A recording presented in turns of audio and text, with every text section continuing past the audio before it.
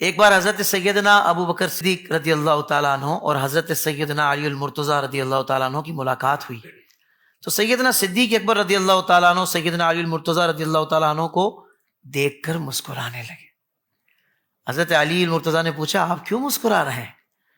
ابو بکر صدیق نے فرمایا کہ میں نے رسول اللہ صلی اللہ علیہ وسلم کو یہ فرماتے سنا کہ پل صراط سے وہی گزرے گا جس کو علی المرتضیٰ تحریری اجازت نامہ دیں گے۔ سبحان اللہ، سبحان اللہ۔ بے شک۔ یہ سن کر حضرت علی المرتضیٰ بھی مسکرا دیے اور عرض کرنے لگے کیا میں آپ کو رسول اللہ صلی اللہ علیہ وسلم کی طرف سے آپ کے لیے بیان کردہ خوشخبری نہ سناؤں کہ رسول اللہ صلی اللہ علیہ وسلم نے ارشاد فرمایا کہ پل صراط سے گزرنے کا تحریری اجازت نامہ صرف اسی کو ملے گا جو ابو بکر صدیق سے محبت کرنے والا ہو۔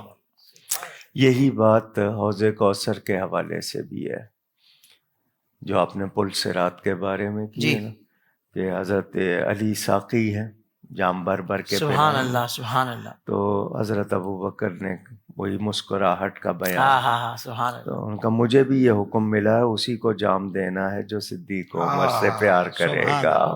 سبحان اللہ، سبحان اللہ، سبحان اللہ۔